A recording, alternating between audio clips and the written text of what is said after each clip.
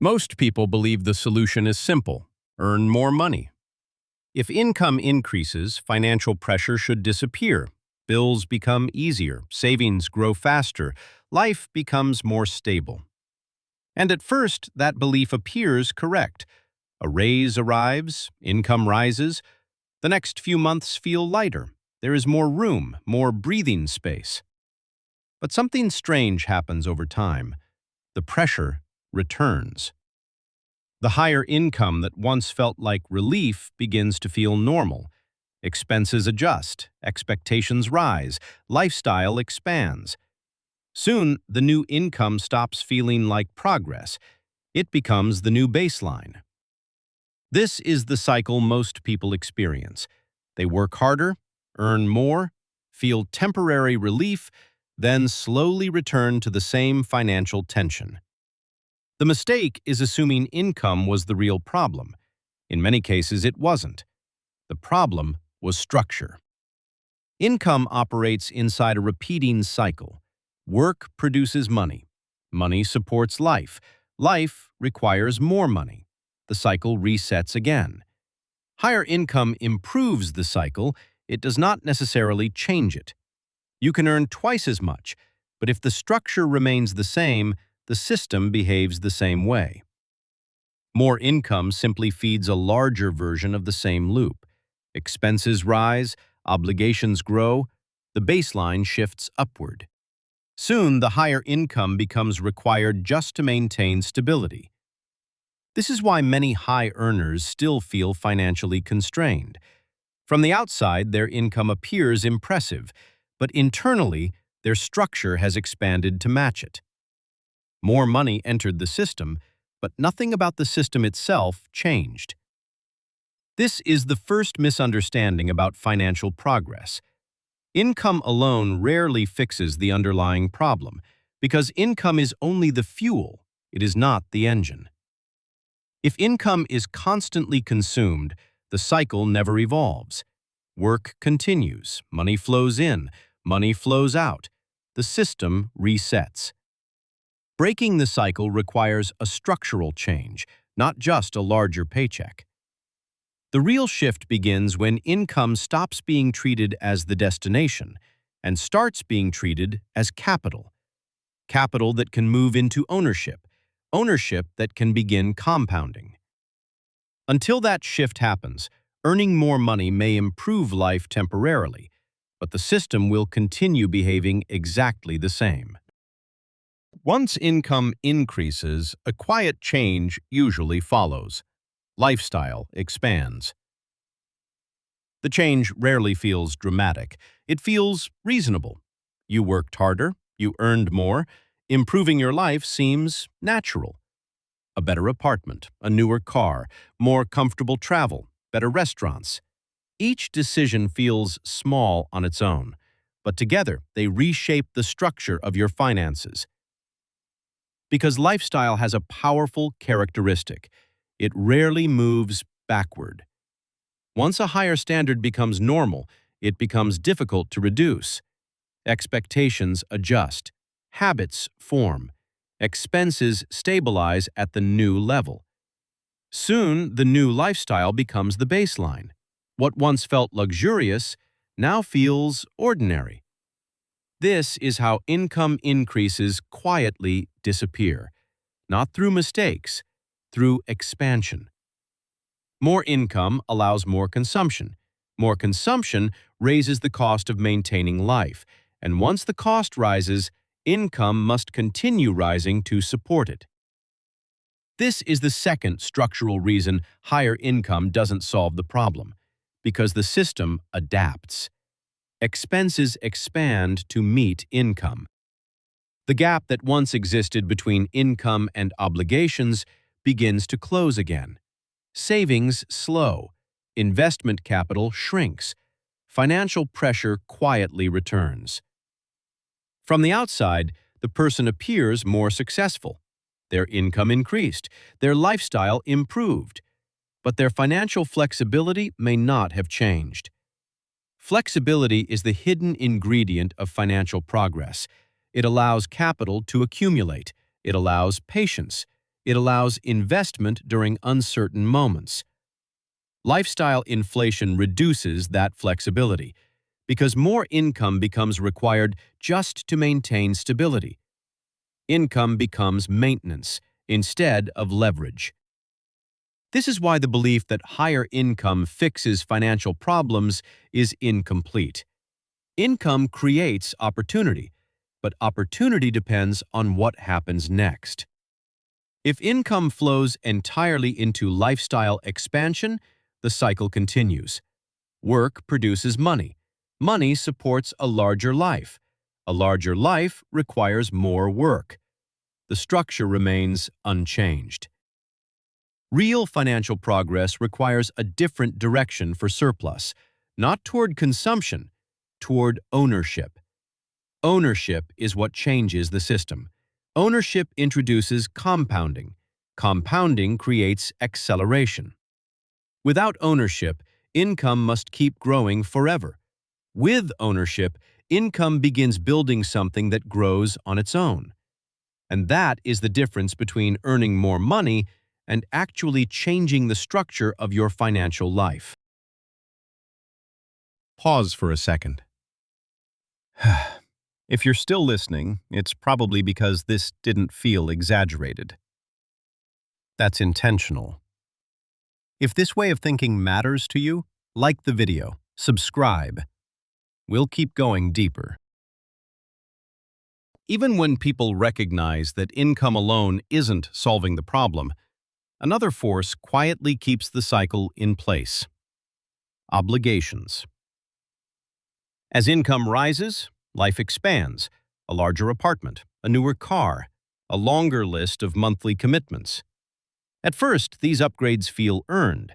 They feel like the reward for working harder. But every upgrade carries something else with it. A fixed cost, a recurring payment, a new baseline that must be sustained. Once obligations increase, income stops feeling like progress. It becomes maintenance. Maintenance of the house, maintenance of the car, maintenance of the lifestyle that slowly formed around the higher paycheck. This is where the structure tightens. Higher income should create freedom, but obligations quietly reduce it. Because every fixed expense converts future income into a requirement. Part of next month's paycheck is already spoken for.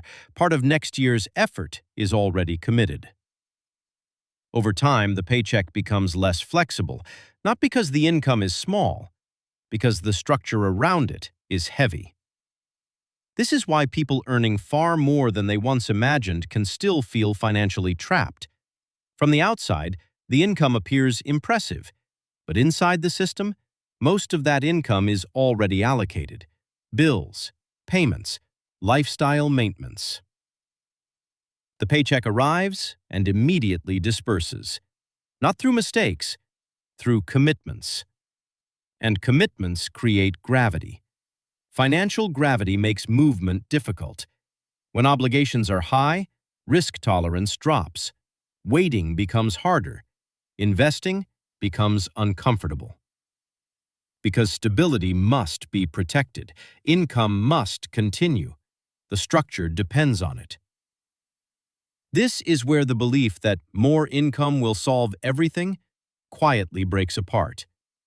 Income can increase dramatically, but if obligations increase alongside it, the financial pressure remains.